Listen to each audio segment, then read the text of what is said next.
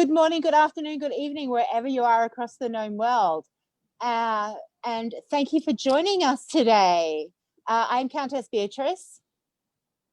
I am Duchess Eva von Danzig. And today we've had a little bit of a change in plans because, you know, those time zones are always a challenge.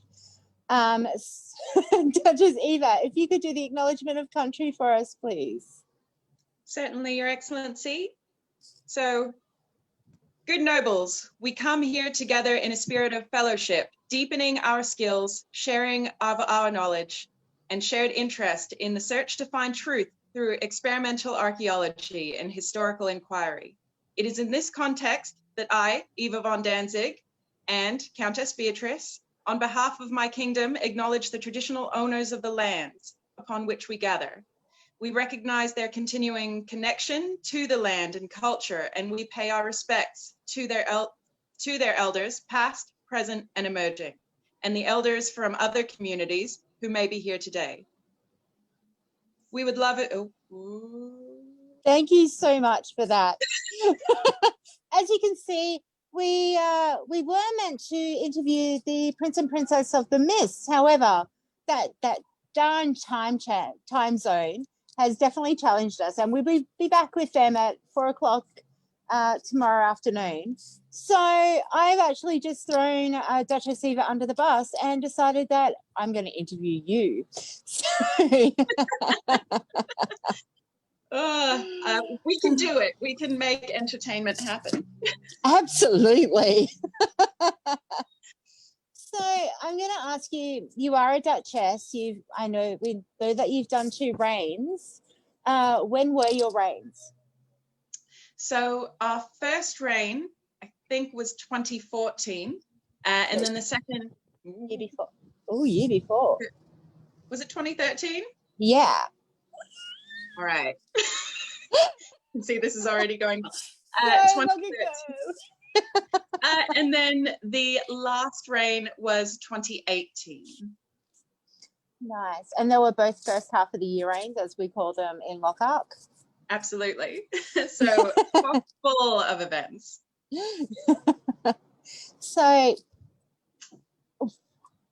when Sir Felix won for you the first time, what was your reaction?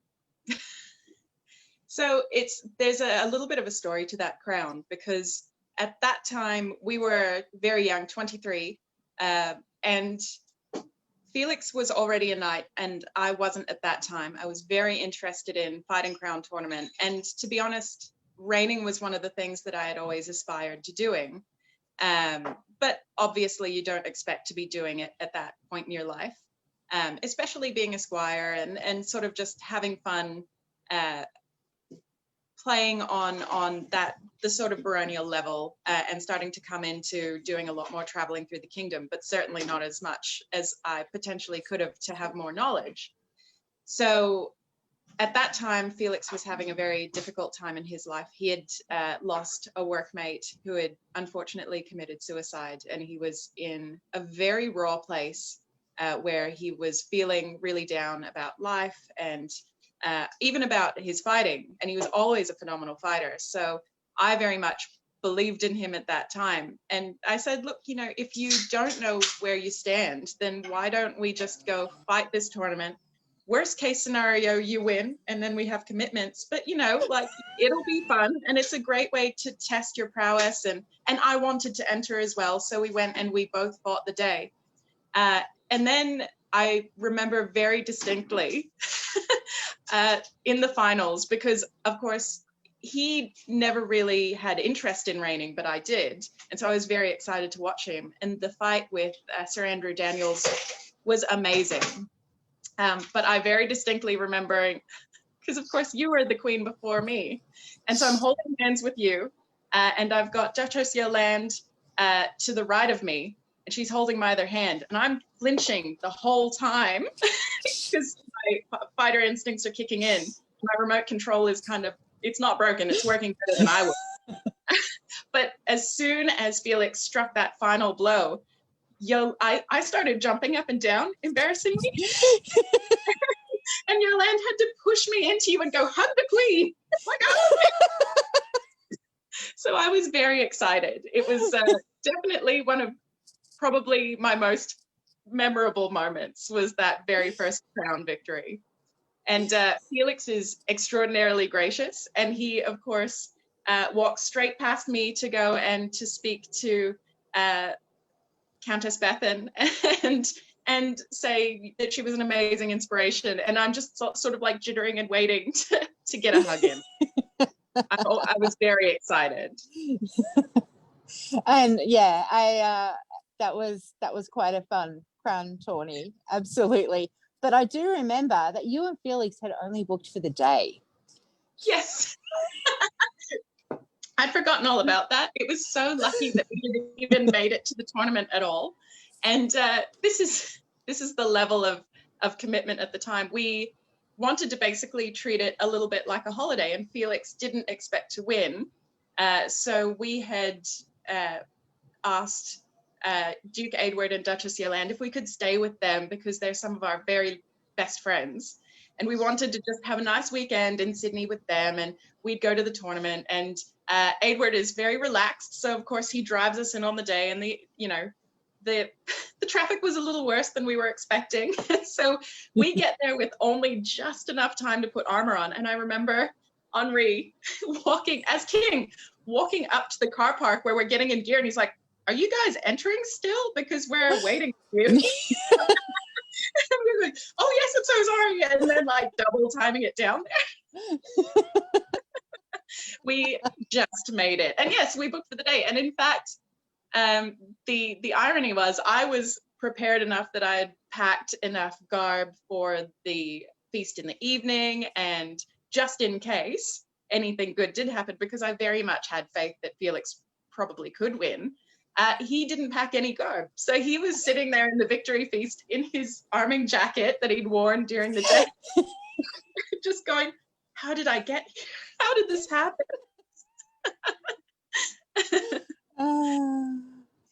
So the second time round, Mm-hmm. how was that for you? So that was an amazing day because that crown tournament was held in Borders Cross, and so it was expected to be very, very hot. And King Yadayan Altani had asked all of the combatants how they would like things to proceed on the day in terms of format, because originally it was going to be a round robin, and they were considering, because of the heat, bringing that back and doing an elimination style. And the resounding response that they got was no, everyone wanted to fight the round robin, which in my personal opinion, when it comes to Lochac, I actually heavily support the round robin format for a lot of our crown tournaments, because our numbers are not necessarily always great. So it's important to make sure that all of the combatants on the day are tested and that the spectacle is respected. I'm not a fan of rushing through tournaments to try and see the outcome faster. I like to let things play out and for that pageantry to happen and just for everything to be magical, and it takes time. So I was very happy that we got to fight the round robin. And again, Felix and I both fought on the day. He did much better than I did.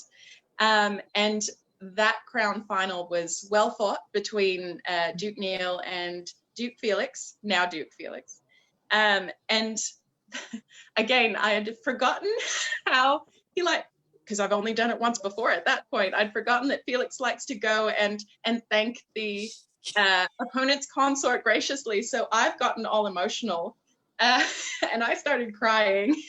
And I walked out to meet him on the field, and he walked straight past me to go to Countess Sabine and thank her. And I'm standing there crying as everything's sort of unfolding. But that was a very special day because during the wreathing ceremony, Felix actually proposed to me. And there's footage of it, which is very special, but it took me way longer than it possibly should have to reply, because we've been together for like over 10 years at this stage. I just thought it's probably not going to happen. I'm cool with that. And when he was asking, I've seen the footage. It takes like a minute for me to actually say yes, because I was kneeling there going, "What? Are you joking? Are you real right now?" And then I said yes, and I batted the way to give him a hug. I have to turn on the stage presence after everything's official, apparently. I'd forgotten that after our first crown, and I only saw this in the video recently because we backtracked, because that's all on film as well, that I'd forgotten that we were wearing the prince and princess coronets, and I knocked his off of his head because I wanted to give him a kiss so badly. Anyone that hasn't seen these things, they have big like crosses on the front, and I stood up from kneeling and it caught and then flipped backwards, and I only remember it from the footage only because everyone went you could resounding gasp. Not those coronets, no. I wasn't graceful at that time, that's for sure.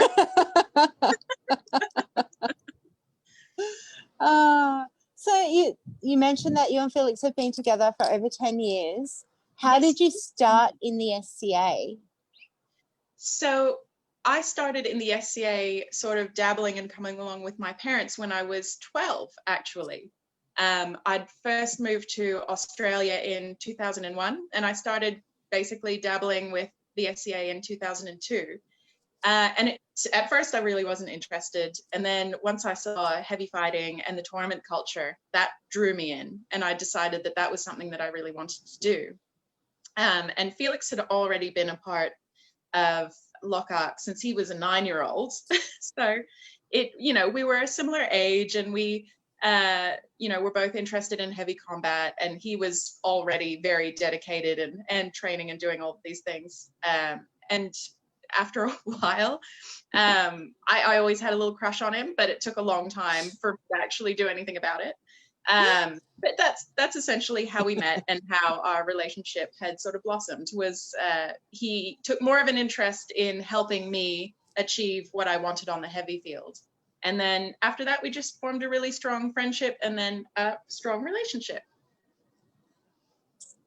Wow, that is, it is an inspiring story, especially joining so young, because we do find that a lot of our members between the ages of 12 and 18 drop off quite significantly. So was it just the heavy fighting that kept you involved at that time, or were there other things? I think it's an interesting thing to think about, because I really think at the time when I was a child, it was the routine of like my dad would go for fencing training and I would go with him. And so part of it, I think, was more the bonds that I formed with people that made me really excited to come back and go to training, because the early years for me were not particularly like ideal, because I was so young. I started to take an interest in heavy fighting from the time I was like 13, but at that time nobody really took any interest that there was a child that wanted to do rattan combat. But then the rules changed when I was 14 years old, to the point where it's like you can't touch rattan until, actually I think it was just before I was 14, there was a 6-month period that they went, you can't actually do this at all. And Master Yevon actually had to tell me that. He always recounts that story of how sad I look. But I had to wait until I was 14 to be able to do any training whatsoever. And I really do think that it's more the friendships that I made that made me go, no, I want to keep doing this, and then I'll come when I'm old enough, I'll be able to come back and actually do it. And certainly there was a lot of characters that were very generous as well, that really stick with you to help you, get started. Like our Baron at the time, Bach, he gave me some, old castaway armor that was in the loaner gear forever, but it wasn't really needed. And so, and I was a very poor kid, like my family was not well off at all. So to at least have anything was amazing. And that, those little acts of generosity go a huge way towards really ingratiating you and making you feel like you're valid as a child member.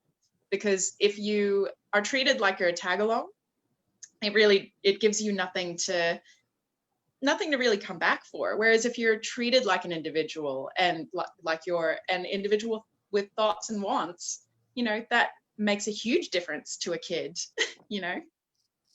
Yeah, absolutely. And I know it's quite inspirational to hear these stories. And we really do want to try and encourage our youth to keep moving forward. And it's not only through the combat component of it, but a whole range. Because I know that you're quite a talented artist, and you are a laurel for your, I'm going to say heraldry, and I know it's not right, because you're going to correct me and tell me exactly what your laurel is in. Pageantry and heraldic display. So, it's again related to the combat, because and that was another thing, like when I was like in year 12 and moving on into university age, that was something that was cheap to do, was sort of, painting a shield. I could, once the shield was there, I could make it prettier. Or, I had zero sewing experience. So that wasn't necessarily the first venture that I moved into, but certainly making a surcoat was one of the first things that I tackled on my own, because I wanted my fighting harness to look good. And I had so much help from people. And again, this is people that are seeing me not necessarily as a child or, a young uni age kid who's probably going to leave, but genuinely seeing that I had a genuine interest in trying to nurture that, And even at that stage, like, Felix was a huge component, and probably one of the main reasons that I achieved anything in the SCA, because he was certainly the first person that, took a very vested interest in not only me just sticking around, but in making sure that my fighting excelled. Because I failed my first authorization test. Really? I knew my rules, and I had been doing some sparring, but I could not throw a shot with power to save my life. So unfortunately, I think that was another moment that poor Yevon had to tell me that you didn't pass. And that was on my 16th, like just after my 16th birthday. I didn't pass authorization just because they didn't think that I could consistently supply enough power to be ready for field combat. And then that was the point that Felix was like, nah, I'm going to make this work. And so, he started, he built armor for me. He invited me around to his house. This is before we're dating, in order to train me. And so that was a huge thing for me. And again, I had a crush on him, but the fact is that pretty much until I told him, I don't think it crossed his mind at all that was a thing, which is very cute and naive. But like that, without that, I don't know if I would be a knight today. And just having that faith put in you that you can go somewhere and that you can actually, do the things. Yeah, that's it's such an amazing journey to hear that, from that fighting aspect, but also from the laureling aspect. Like you said, that your laurel is reflective of your combatant status, and that's how that came through in that space. Yeah. So, your persona, tell us a little bit about it. So I am not necessarily a persona player. I'm very interested in 14th through 16th century Germany, but that's such a wide scope. So for me, I'm not necessarily interested in creating a character as such. I just feel like when I come to the SCA, I'm myself, but I sort of am myself through a lens of the person that I would love to be able to be all the time. And I do try to take my my SCA values out into the real world. So certainly it's more, I see myself as, able to come to the SCA with my best self. And I get to wear funny clothes, and I pretty much make things that interest me at the time. So I make 14th century garb and pageantry bits and pieces. I did a long time working on 15th century Burgundian pageantry banners. I've done artwork largely based on the Northern Renaissance in the 15th century. But then I've also done early 16th century German Landsknecht. I've done even some Norse garb and bits and pieces. So really it just depends on where my interest lies at the time as to whatever I sort of go, that's really cool, I'm going to make that. And I don't want to be sort of restricted by going, well, doesn't suit my persona. Because I feel like that's the beauty of the SCA. If I wanted to be very hard and fast specific on one little place and time period, I would probably go to a different group. Whereas here, I can pretty much do whatever I want. You know, I can be a Russ Viking on Sunday, and then I can move into being a 14th century noble lady on the Monday. And, you know, you get to play with a little bit of everything. And I kind of like that.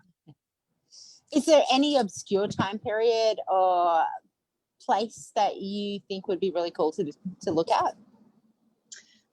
I don't know if it's really obscure.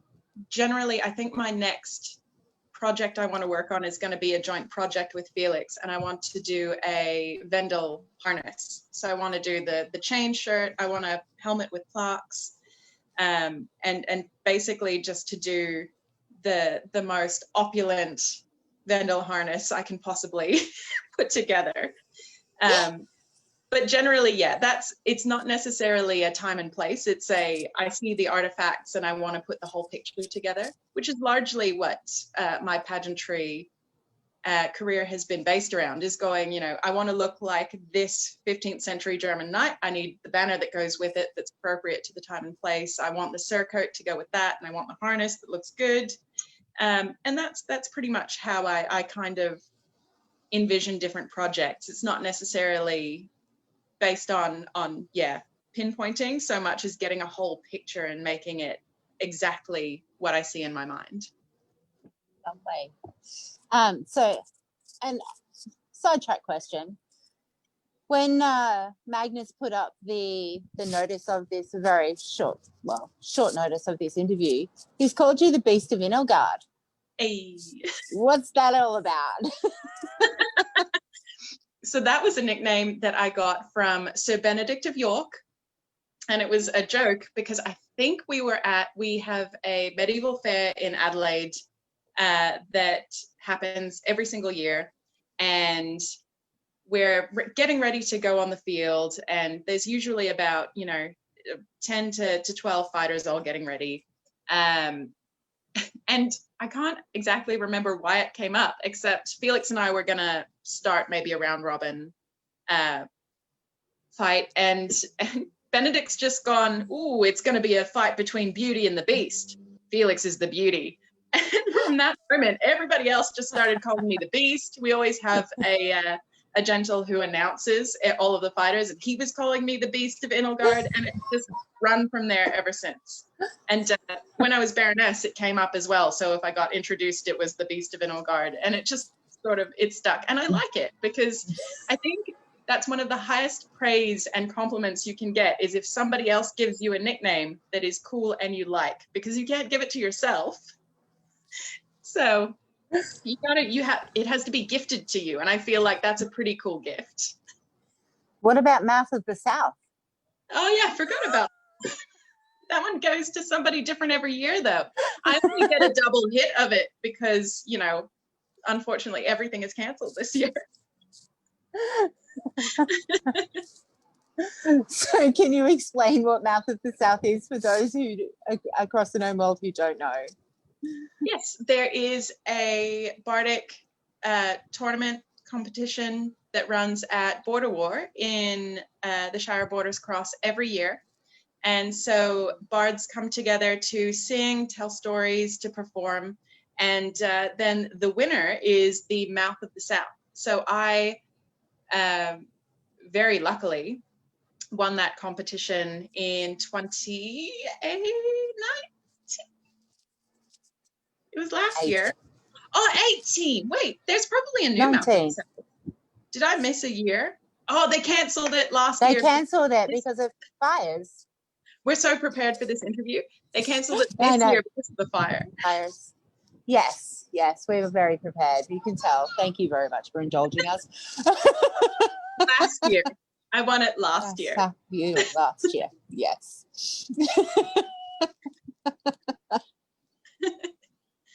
So do you have any other nicknames that we should be aware of or just be cautious of?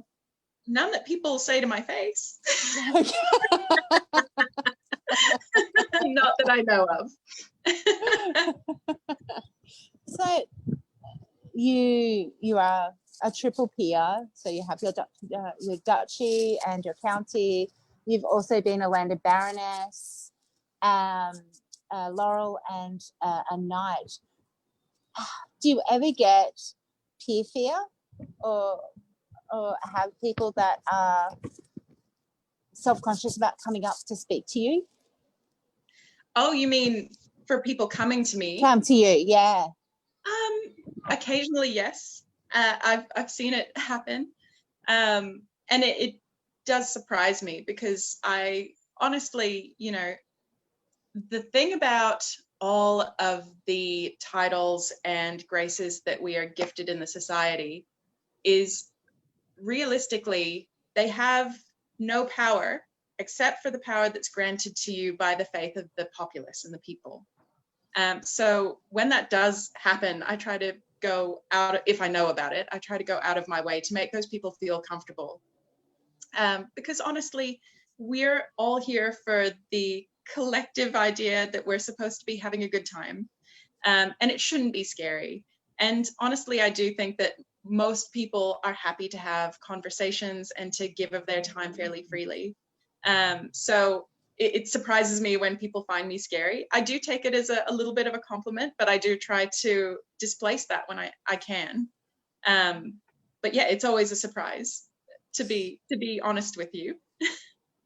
Yeah, especially because you are so inspirational to so many people as well. That's very kind. Thank you. Yeah. Oh, that's how it is. How can we go past that? All right. So, what is one of your favorite reigning stories to tell from your reign? Ooh, that's a good question. There's so many fun moments. I think I'll tell two. One from my first reign. So I love to take the warfield with my guard, especially because there's something that's just amazing about, in Lochac, of course, we have many households that all fight together. And that is a brotherhood or sisterhood. But at the same time, there is something special about being a reigning monarch and having your guard with you, who are there specifically to serve and protect and to be with you. And I know Master Ianto's told a lot of stories about trying to keep up with me, which is true. I like to be in the vanguard. I like to be in the front. I want to be where the action is. So I'm running everywhere. And certainly I was probably at like a peak fitness level in my first reign. But there was one moment that I remember. I was in a fort battle and we're inside the fort, and Master Yevon was my bannerman and he's with me. And Master Yevon is not a young man, but he keeps up with me. He stays with me, and he has a pike, and I've got my sword and shields. I have gauntlets on, so I must have had something else, but I've got gauntlets, and I've got my weapon, and I'm fighting away. And then I go, hold up a sec, give me that, and I've literally dropped my gear, taken his spear, and I start using it. And he's like, "Well, I guess I got nothing now." So it was really like he never questioned it. He was like, "Yep, here it is." I'm like, "Good, awesome." That's one. And I think I have to tell this one because it is a little bit embarrassing. Our reign just passed. We went to Aniala, and there were some lovely ladies who put on a puppet show, and they didn't know, but I love puppets. So I'm literally, they put on this show in the evening, and I think Felix hung back and was having drinks with some folks, and I've gone to the very front of the seats, and they're doing the whole thing, and I am laughing the loudest. I'm laughing probably more than everybody else. I'm clapping. I'm having the best time. And then I found that they'd actually incorporated Felix and I into the puppet show. And so they made little puppets of us, and I was so ecstatic. And it was amazing. They gave us the puppets afterwards, which I treasure. I have them put away very safely. But just, having puppet versions of yourself in a play that you weren't expecting it made my whole reign. That is amazing. So do you get them out very often? Pardon? Do you get them out very often? No, actually, that's a good idea. Next time I want Felix to do the dishes, I'll get the puppet out. Not me nagging you, it's the puppet.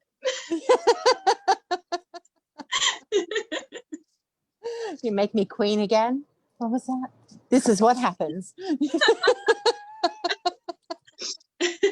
I'm hoping to do it for myself next time, because I think he would look adorable in a rose-covered waffen rock.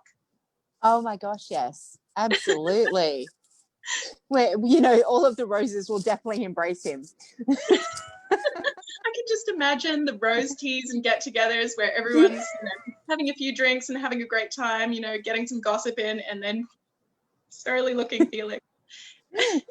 No, we'll just give him tequila. It'll be fine.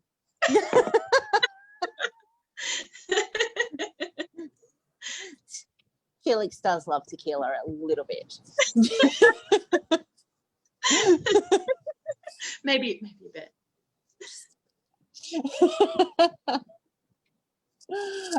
That is awesome. There are some amazing stories. They really are.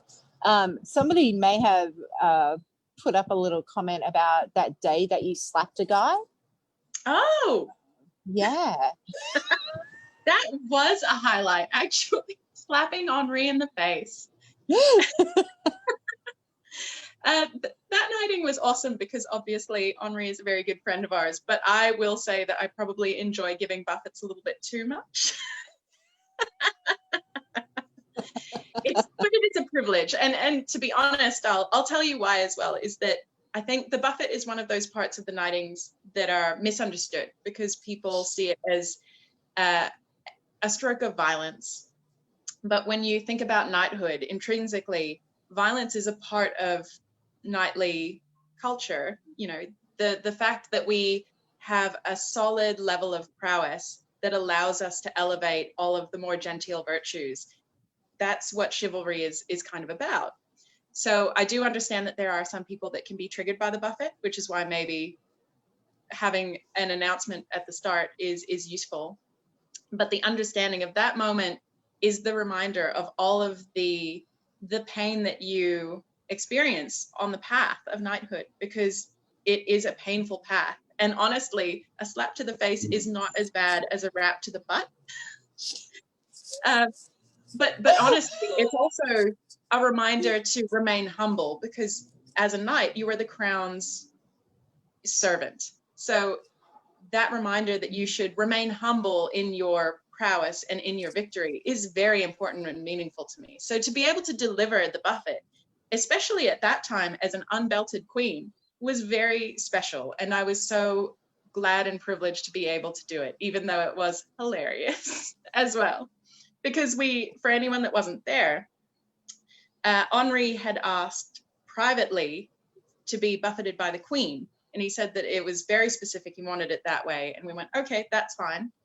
But we wanted the theater to remain good. So I realized that where we would have to stand, because the king has his sword hand free generally, I would be on the left side. And I am very right-handed. I can do nothing with my left hand. So I had to practice slapping with my left hand to make sure that I wasn't going to hit him in the ear and burst his eardrum or miss altogether. But I still wanted the buffet to be solid because, it really is up to the consent of the individual. But some people want to be knocked down with the buffet. Some people don't want that. But he left the choice up to me. So I went, okay, well, it's got to be a decent buffet. So at that time, poor Duke Neil was like, here, practice on this. I was slapping him in the arm to get ready. And luckily, I did manage to deliver a decent buffet, but I almost lost the crown as well. It was literally teetering. It was fun. But it looked very, very genteel when I managed to catch it, put it right back on without panicking too much. But that was really fun. I feel bad for, poor Lankin. I also delivered his buffet in our most recent rain, but I missed and I hit him right in the ear. It would have been very, Oh my gosh. I should have practiced more. That's when you win outright. You know, you definitely have to get more practice in that. I need to practice more, apparently. Yeah. Be careful, Felix. You don't know what you're in for now.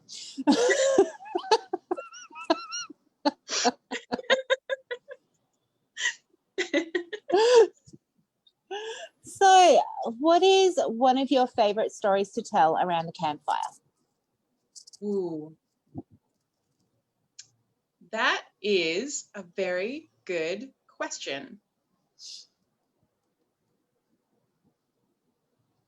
Can I have a think and then come back to that one? Sure. Beautiful. Yes. You and Felix travel quite extensively, and you've been over to the West Kingdom quite a bit and fought in a couple of crown tournaments over there. And from the conversations that we've had, they're quite large lists. How have you found them intimidating? And what would you say to anybody who was wishing to do that? What kind of advice would you give them? So honestly, I won't say that I don't find it intimidating, because the first time we went to a West Kingdom training session, I almost threw up because I was so nervous. Because these are the people that we'd seen, you know, like YouTube videos of. We had the renown that had come back to us from, you know, when more of the West Kingdom folk would visit Lochac. You know, these were the legends that were out there, and I was getting ready to fight them for the first time. So there's this mix of it's not fear. It's actually for me, it was the pressure of like, I really want to, you know, be worth their time. I want to impress them somehow, you know. And for me, I love fighting so much. So it really is exciting more than anything. So for anyone that wants to get out there and travel and to meet your heroes, absolutely do it. I cannot stress how important traveling and networking and meeting different fighters and fighting as many people as you can has been hugely influential and helpful to me. Because part of it is all of the scary, you know, upper echelon dukes that you hear about, they're also teachers. They want to give you that knowledge. I don't think that there are many masters that don't want to see their students exceed them. It's part of the journey of life as a martial artist. So those people, even though they seem really terrifying, are absolutely worth going and introducing yourself to, and trying to create bonds where you can, and try to learn as much as you can. You know, being bested in a fight is just more information on how you can improve. And those are the people that you can ask, and they will give you the information on, you know, whatever feedback you might need at the time. You know, and for me as well, that was huge, because once I went to the West and started forming bonds, it was really easy to be able to come back and then invite them to come here. So each year that we have run a Lochac La Providura, we have invited a renowned teacher from the West Kingdom to come out and to teach here.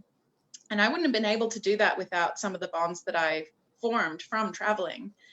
So, you know, we met Duke Radnor when we went over, and we were staying with Duke Fabian, who we had met because he had come to Lochac and to a La Providura. And so we stayed with him, and then he contacted Radnor to come to the BART training. And then we asked him, would you mind coming and teaching in Lochac? And, you know, we kept that bond. And the same with Duke Thorfinn, who I fought on that very first training in the West Kingdom. And I met him at that point, nearly throwing up.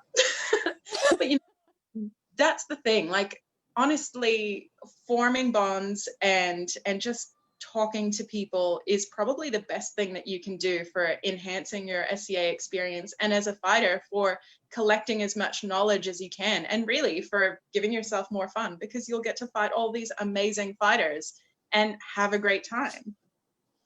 Nice. Awesome. So have you thought of a story yet? You can do I like to tell stories about other people, so I'm trying to think of a really good one.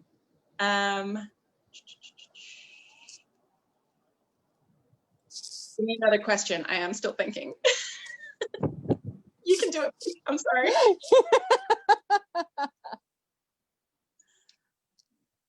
So with all of the travel, with all of your SCA experiences and reigning twice and having been part of many royal households, what would be, because we also have a crown tourney and coronation coming up in 6 weeks, what would be a piece of advice that you would give to the entrants?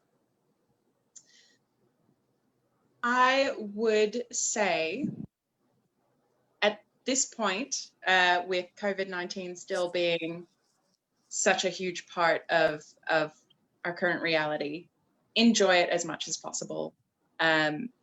Don't go into a tournament with full expectations, because sometimes that can rob you of the experience of fully enjoying the moment that you're in. So, you know, certainly aspire towards victory, fight virtuously, but remember to take the time to really take it in, because this could be one event that we'll be able to have, and then we might not be able to have another one for a little while. So make sure that you take time to really enjoy the presence of your friends, enjoy the atmosphere, and, you know, just really enjoy yourself. It's what it is about, really. Exactly. We're meant to have fun. So don't let the pressure get to you. Have as much fun as you can. Yeah. Felix is here. Are there any good stories that I tell around campfires? Stories about people's dates? Yeah.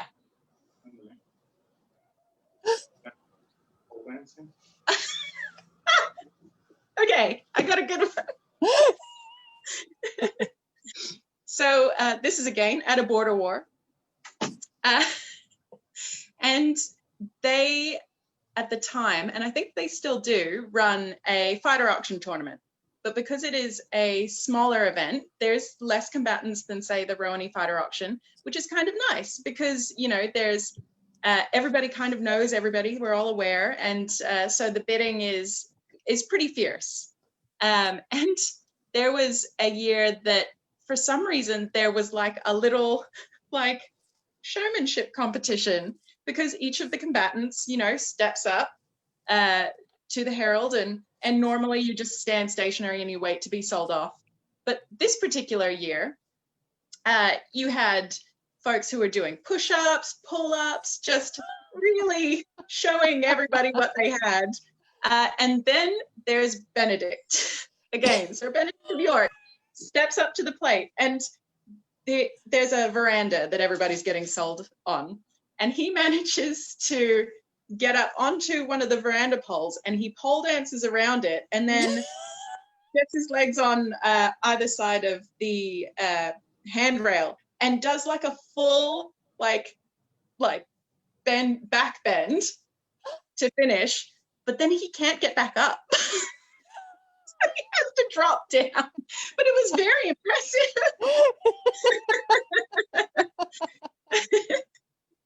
So I think he went the extra mile to show everyone his physical prowess. He just needs to learn a little bit more flexibility. Absolutely. Yeah.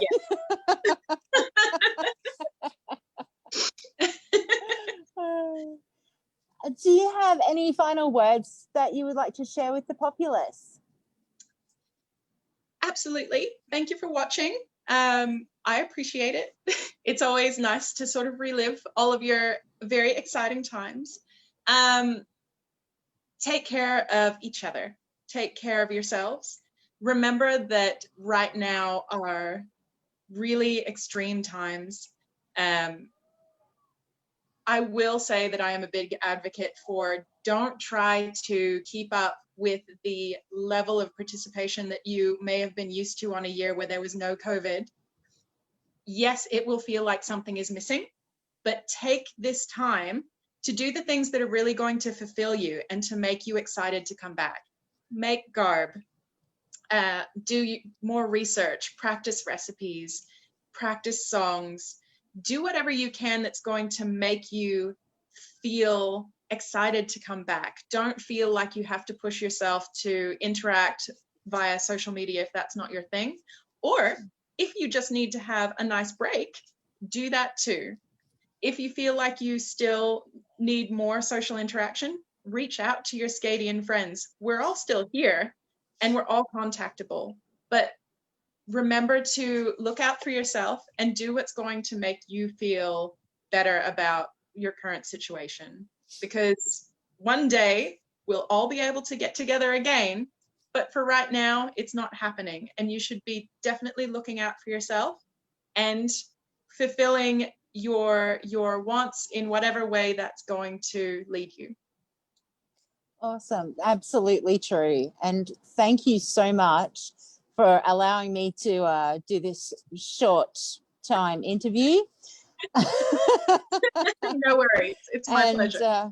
And for allowing us to get to know you quite a bit better. So Duchess Eva will be joining us on our interview rounds. And you know, it's quite fun for you to get to know us a little bit better as well.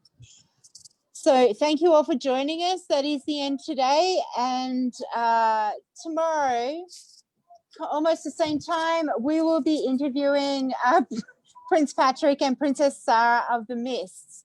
So we look forward to seeing everybody then. Thank you. Remember to like, share, and enjoy watching and subscribe. Thank you. They're my words. And this is why we're doing it.